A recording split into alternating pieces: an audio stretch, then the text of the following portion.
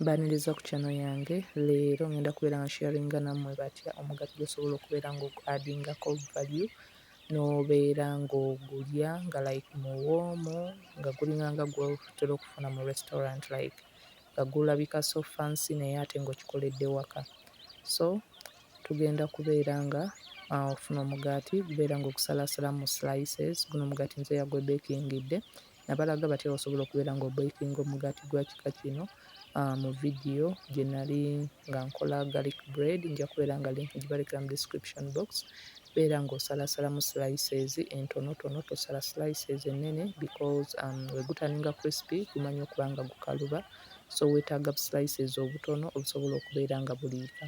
Oluvannyuma beera ng'omeltinga butter, ofune ne katungulucumu naye obeere nga omusekula bulungi nnyo omugattemu. Lwaki tukozesezza butter? Butter ono ayamba okubeera nga browningisa ekitali ku butto mangu. So butto ta browningisa bulungi mugaati, naye oba obadde oyagala gubeere nga gutaninga brown bulungi, beera ng'omakinga sure okozesa butter. Teekako slices zino obeere nga ozikootinga sayidi ne sayidi zonna mu galiki ne butter ono nti paka nga zitandinze crispy oba nga ziringa nga ezitandise okuba nga zikaluba ng'ate ziringa nga ezibrawninze kwonna kungulu.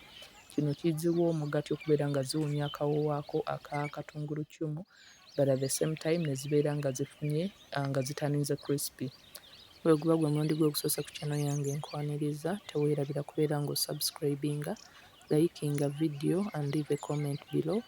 Ng'omugaati we guli mu kubeera nga gutandinga crispy, tugenda kubeera nga tutandika okusala vegetables. Nakozesezza nnyaanya, butungulu ne avocado, naye osobola okubeera ng'ogattako cabbage oba obadde ogiyina, osobola okubeera ng'ogattako cucumber, osobola okubeera ng'ogattako olives, osobola okubeera ng'ogattako zucchini, like osobola okubeera ng'okozesa vegetables ez'enjawulo. So salaasala, nasazeemu slices entonotono, obutungulu, ennyaanya ne avocado obeere ng'obiteeka ebbali.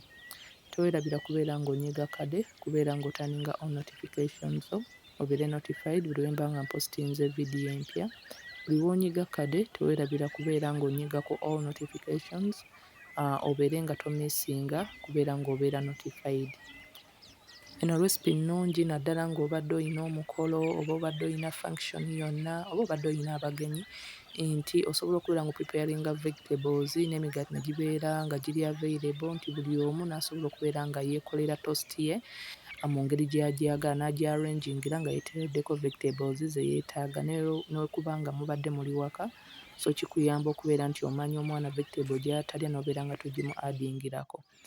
Oluvannyuma ng'omugaati gumaze okubeera nti gutandinga crispy bulungi nnyo era gu browninze nga bwe muti bwe mulaba, nabagambye nti omakinga sure nti osala slices ntono kuba lwe gutandinga crispy guhardeninga. So makinga sure nti wasaze bu slices obutono obusobola okubeera nga buliika.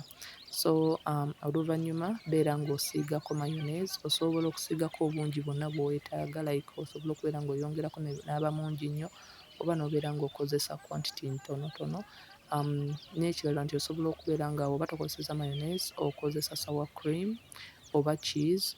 Sour cream ono gaba mata gafudde g'obeera ng'o-extractinga then n'obeera ng'ogakozesa. Gakola ebintu bingi nnyo, so bw'oba amata gafudde please togasuula, togayiwaayo, gakyayina ebintu bingi bye gasobola okubeera nga gakola. Nabalaga vidiyo batya bw'osobola okubeera ng'okozesa sour cream, nja kubeera nga ngibalekera mu description box. Batya bw'osobola okubeera ng'okola cream cheese frosting, oyo gwe bateeka ku keeki, n'ebintu ebirala by'osobola okubeera nga okozesa sour cream. So otandika okubeera ng'opanga vegetables zo, teweerabira kubeera ng'osizoninga, like okozesa omunnyo n'okozesako ku pepper, black pepper, n'okozesa ne herbs endala z'oba weetaaze ggwe okubeera ng'otestinga oba z'oyagala oba like ezisuutingayo taste and preferences. So nga bwe muti bwe mulaba toast esooka nakozesezza katungulu, ne nkozesa avocado, ne nsembyayo ennyaanya ne ngattako omunnyo. So kati eno nabadde nkola ya mwana, so namashinze up kedo ono ne mbeera nga mugoyaagoya, then oluvannyuma ne nkozesaako ku nniimu ne omunnyo, then oluvannyuma beera ng'obi-applyinga oba ng'obiteeka waggulu ku toast eno.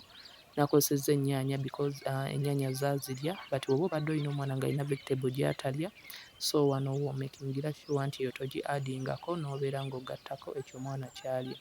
then ne mbeera nga nafinishinze up nga nkozesezza melted butter nga alimu garlic, then ne ngattako ne oregano. Oregano ono abeera nga eri herb eri so tutera gikozesa nnyo naddala ku zippiza but ewooma ate era ewunya bulungi. Ku toast eyasembyeyo namaliriza na mustard but bw'oba obadde tomuyina osobola okubeera ng'omuleka n'obeera ng'osaavinga breakfast yo bw'oti nga bwe nasaavinze eyange. Then osobola okubeera ng'okola n'eya peanut butter. Nakozesezza raisins, coconut, cocoa, omubisi ne peanut butter oba ekipooli. So natandise nga nsookinga raisins zino, jjukira zino zibeera dried grapes, so buli w'ozisookinga oba nga ziyamba okubeera nga ziddamu okutandinga juice. Then ne nkwata slices ziri endala ne mbeera nga nzigattako ekipooli kino oba odi. Kino ekipooli nabalaga vidiyo batya bw'oyinza okubeera ng'okikola ewaka. Nakikola nga ntaddemu simusimu eba entungo, so osobola okubeera nga naawe okikola ewaka n'okikozesa nga buli w'obanga ng'okyetaaze, so obeera ng'okyapulayinga ku migaati. Era bw'oba tokozesezza bino bye nakozesezza osobola okubeera ng'okozesa fresh fruits nga amenvu, n'okozesa ennaanansi, n'okozesa apple, n'obeera ng'ozi-adingako kuno, n'obeera nga okola toasts endala ez'enjawulo eziri different, nazo era nga ziri healthy bulungi ate nga mpoomu. Nakozesezza nze coconut, ne nkozesa raisins, ne nkozesa cocoa, ne nkozesa n'omubisi. So oli wa ddembe okubeera ng'ogenda obiteekako okusinziira batya bw'oyagala. Raisins zino nasoose ne nzinnyika, oluvannyuma lw'okuzinnyika ne mbeera nga nzidraininga mu mazzi, then oluvannyuma ne mbeera nga nzi-adingako. Then osobola okubeera nga n'omubisi nagwo ogukozesa no-adingako fruits ez'enjawulo, so n'obeera nga olina breakfast ideas ez'enjawulo. Eno recipe nnungi naddala ng'omuntu obadde oyina abagenyi nti osobola okubeera ng'ogipreparinga buli muntu n'abeera nga yeesaavinga oba nga yeekolera toast ye gye yeetaaze okusinziira ku tastes ze ne preferences ze. Thanks for watching. Until next time.